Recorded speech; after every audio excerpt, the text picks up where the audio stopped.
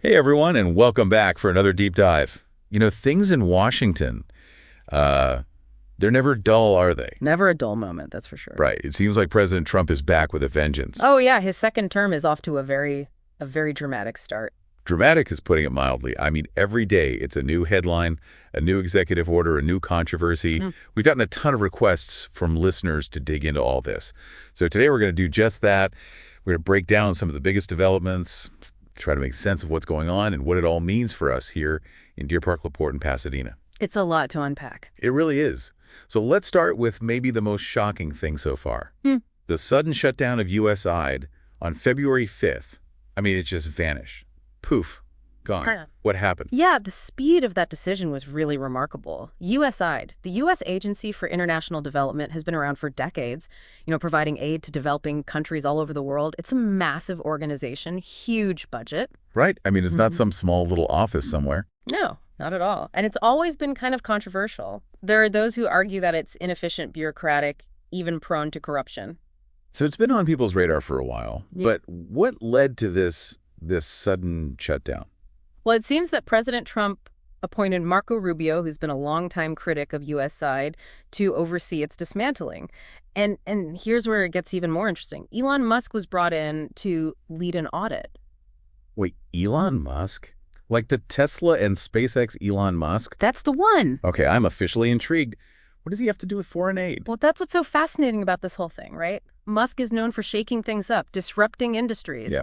And it seems he brought that same energy to this audit of USAID. The allegations coming out of it are pretty serious. There's talk of rampant misfeasance, Rampant misfeasance. What does that even mean? basically misuse of funds on a large scale. Oh, wow. Okay, so we're talking potential corruption, waste of taxpayer dollars. Potentially, yeah. There are also allegations of some very strange programs being run through USAID, things that Musk has referred to as creepy. Creepy. Okay, now I have to know more. What kind of creepy are we talking about? Well, the details are still murky, but there are whispers of potential CIA involvement. Even some claims of activities within USA that were directly opposed to the Trump administration. Well, hold on. So this is about more than just wasted money. We're talking potential espionage, maybe even some kind of internal resistance movement within the agency. It seems that way. The picture that's emerging is one of an agency that had maybe overstepped its boundaries, gotten involved in things that it shouldn't have. This raises some really big questions, about government overreach, about the effectiveness of foreign aid, and how political agendas can influence these organizations. This is definitely not just some bureaucratic reshuffling. This has some serious implications. It really does, and it's something we all need to be paying attention to. Absolutely. Okay, so we've got potential corruption, potential espionage, and then we get this next bombshell, a buyout offer extended to all CIA employees, like everyone. Everyone. This comes right on the heels of the USAA shutdown, so the timing is very interesting. Yeah, you have to wonder if there's a connection here. What's going on? Is Trump trying to dismantle the entire intelligence community? It's hard to say for sure, but it certainly seems like he's trying to reshape it in a major way. This buyout offer could be a way to downsize the agency, weed out people who are seen as disloyal, bring in a new team that's more aligned with his vision. And this probably ties back to all that controversy surrounding the Hunter Biden laptop, right? Exactly. Remember those 51 former CIA officials who signed that letter claiming the laptop was Russian disinformation? Oh yeah, that caused quite a stir. It did. And it seems to have fueled a lot of distrust of the intelligence community within the administration. This buyout offer could be a way to sort of clean house, get rid of those who might resist the president's agenda.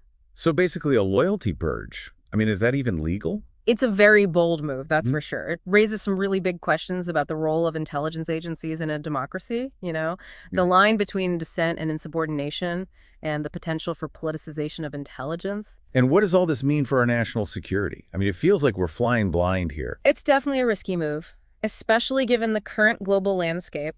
We're in uncharted territory. This isn't just some political drama happening in Washington. This has the potential to affect us all. Absolutely. These decisions can have ripple effects that we might not even see coming. Changes in intelligence priorities can trickle down and affect everything from funding for local law enforcement to the way our communities prepare for potential threats. We need to stay vigilant. Okay, so we've got USAID shut down, the CIA potentially being purged, and now we're hearing rumblings about a possible wind down of the Department of Education.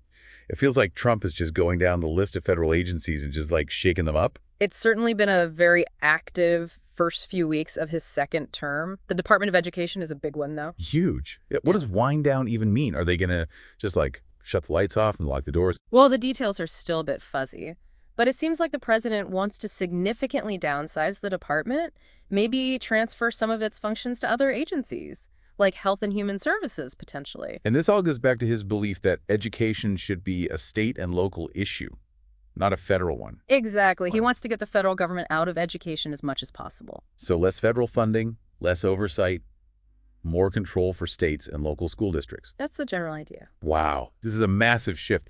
How would this affect our schools here in Deer Park, LaPorte, and Pasadena? Well, it's hard to say for sure at this point, but it could have a huge impact on everything from school funding to what our kids are learning in the classroom. Okay, so we've gone from foreign aid to espionage to education. What's next? Well, how about potential U.S. military action in Mexico? Wait, what? Mexico? Are you serious? I am. This is where things get particularly concerning. That's an understatement. I mean, this is right on our doorstep. It is. And the information we have on this is based on what's called open source intelligence, or OSINT. OSINT meaning? It means it comes from publicly available data satellite imagery, flight tracking websites, social media posts, that kind of thing. So we're not talking about some top secret leak. This is information that anyone could potentially find. Exactly. And what we're seeing is a significant increase in U.S. military surveillance aircraft positioned around Mexico. This, coupled with President Trump's recent designation of Mexican drug cartels as terrorist organizations, has led to a lot of speculation about a possible military intervention. Okay, so let me get this straight. Yeah. We've got increased military activity along the border, and the president has just labeled these cartels as terrorists. I mean, this sounds like we're on the brink of war. It's certainly a very tense situation.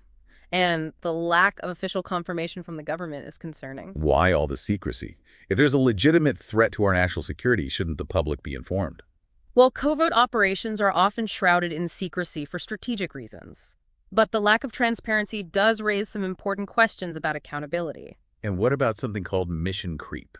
Didn't you mention that before? I did. Mission creep is when the goals of a mission expand beyond their original scope, which can often lead to unintended consequences. So what you're saying is that even if this starts as a limited operation against drug cartels, it could easily escalate into something much bigger and more dangerous. Exactly. That's the risk. And it's something we need to be very aware of. This is not just some far-off foreign policy issue. This could have a direct impact on our communities. It could.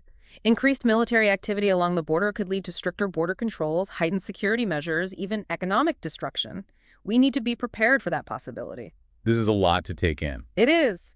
But it's important to stay informed and engaged. Absolutely. Okay, before we go any further, we need to talk about this potential executive order targeting social media companies. What's the story there? Well, it seems the president is taking aim at what he sees as censorship and bias against conservative voices on platforms like Facebook and Twitter. So he's trying to regulate how social media companies moderate content. Exactly. There's talk of an executive order that could drastically reshape the way these companies operate, potentially even opening them up to lawsuits for content moderation decisions. Whoa, that's huge.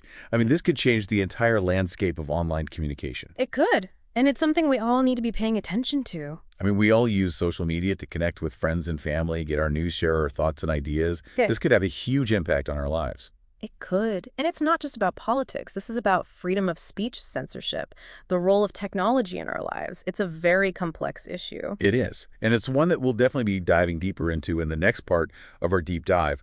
But before we wrap up this segment, I want to ask you this.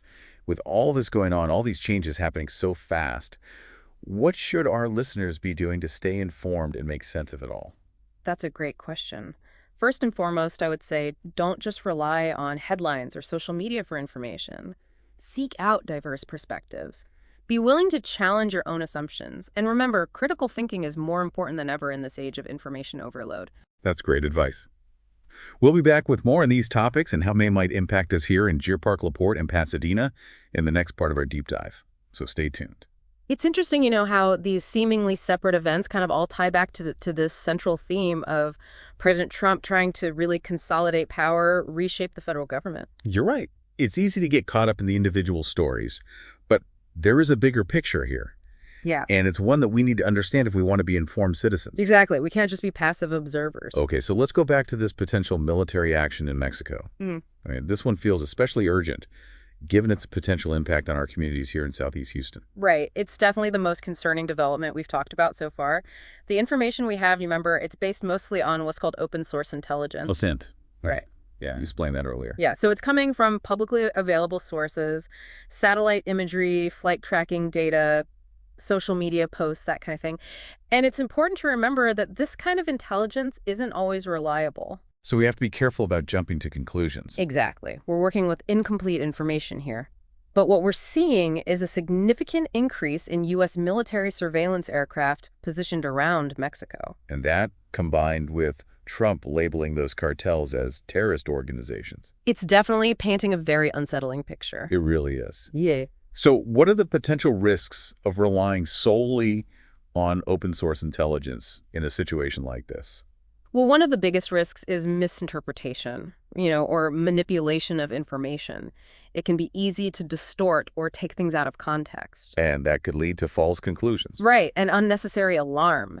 Also, relying only on what's publicly available could mean we're missing crucial details. So we're only seeing part of the picture. Exactly. And in a situation like this where things are so complex and potentially volatile, it's crucial to have more complete understanding. Which we probably don't have right now. Not as much as we'd like. Okay, so given what we do know, what are some potential implications for us here in Deer Park, LaPorte, Pasadena? Well, any kind of escalation in violence in Mexico could spill over across the border. That's a scary thought. It is, and it could impact everything, trade, tourism, even security in our communities. So we could see things like increased border patrols, more security checkpoints, maybe even an influx of refugees seeking safety. Potentially. All of those things are possibilities. So this isn't just some abstract foreign policy issue. This could hit really close to home. It could. And it's something we need to be prepared for. Okay, let's shift gears again. Talk about this potential wind down of the Department of Education. Another one with potentially huge implications for our local schools and families. Absolutely. Now, as we said before, the specifics are still a bit unclear, but the idea seems to be to downsize the department significantly. And maybe even transfer some of its functions to other agencies. Right. Possibly Health and Human Services. And of course, this all goes back to Trump's belief that education should be primarily a state and local issue. Right. Not something the federal government should be heavily involved in. So, less federal funding, less oversight, more control at the state and local levels.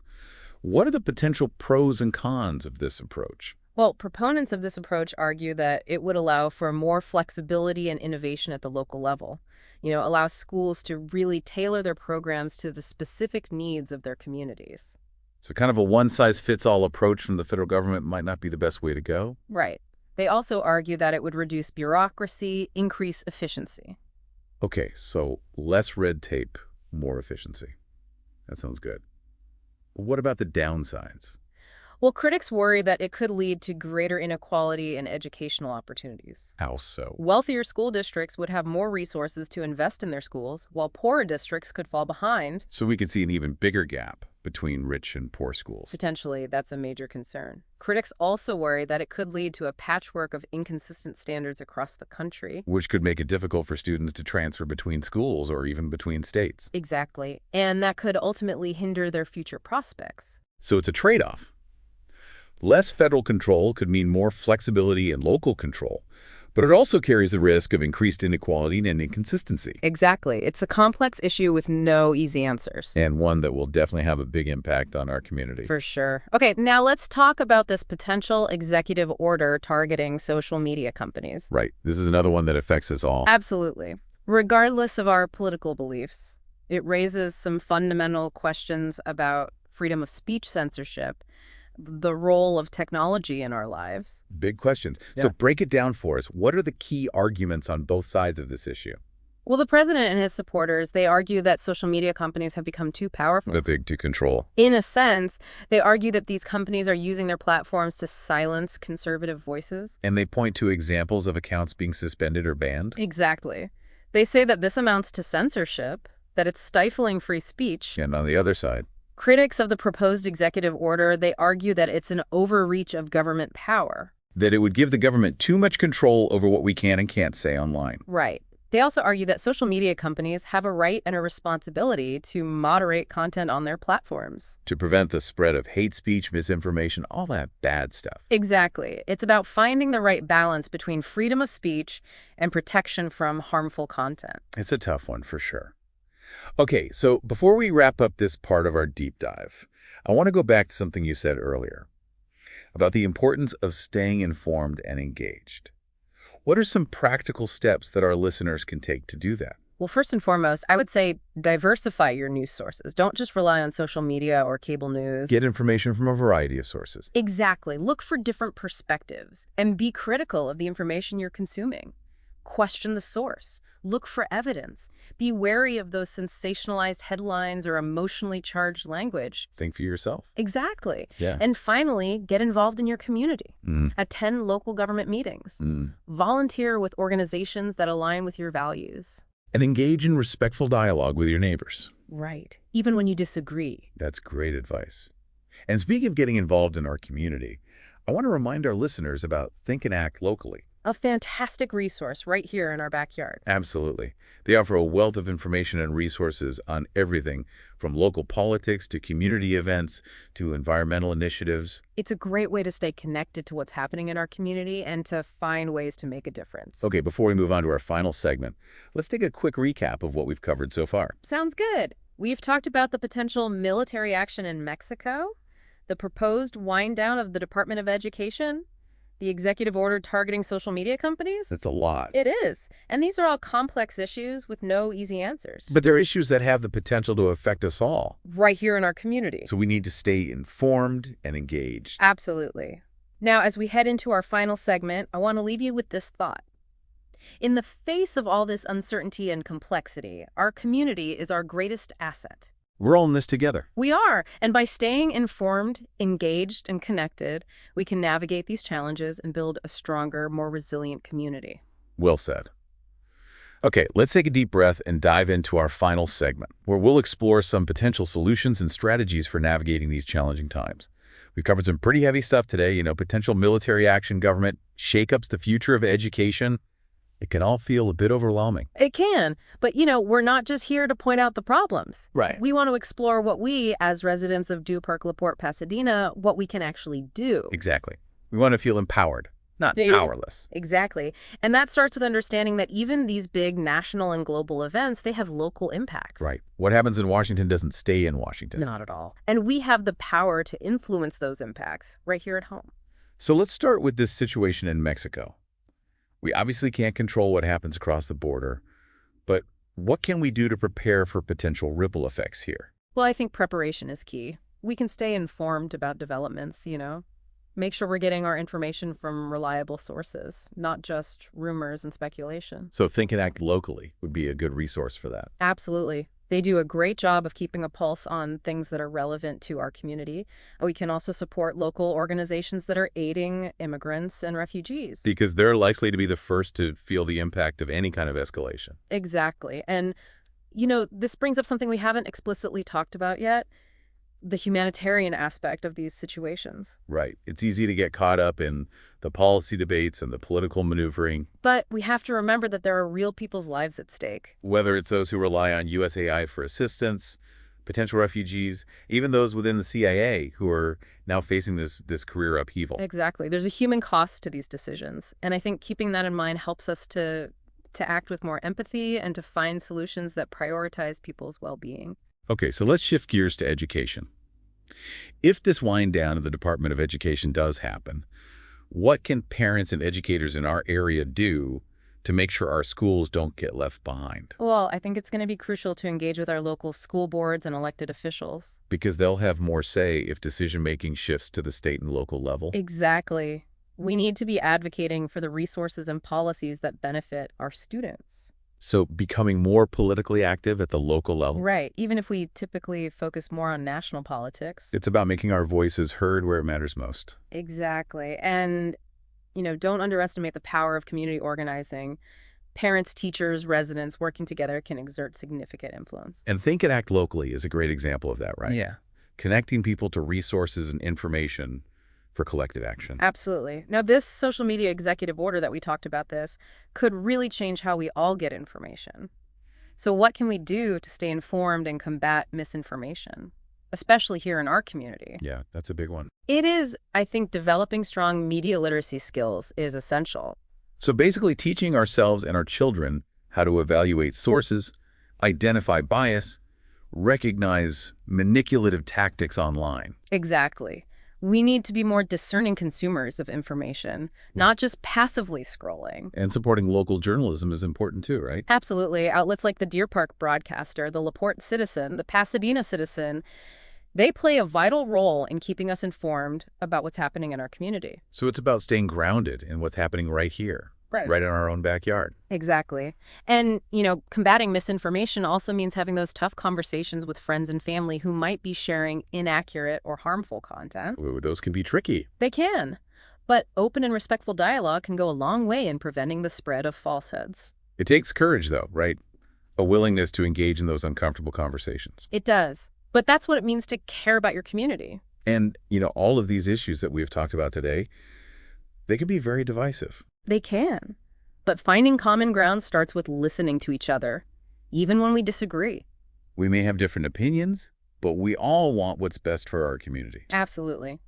And we can achieve that through respectful dialogue and collaboration, not by retreating into our own echo chambers. Well said. And Think and Act locally provides a platform for that kind of constructive dialogue, right? They do. They host events, workshops, forums, where residents can come together to discuss these issues and work towards solutions. That's fantastic. We've covered a lot of ground today, from the global to the hyperlocal.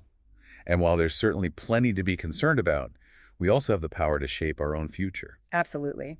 Here's a final thought I'll leave you with. Amidst all this uncertainty, remember that community is our greatest asset. We're stronger together. Exactly. By staying informed, engaged, and connected, we can navigate these challenges together and build a stronger, more resilient community. Well said. And if you want to support our mission of empowering our community, you can visit thinkandactlocally.com/donate. The link is in the show notes. Thanks for joining us for this deep dive. Stay curious, stay engaged, and stay connected to your community. And until next time, remember, Think and act locally. think and act locally.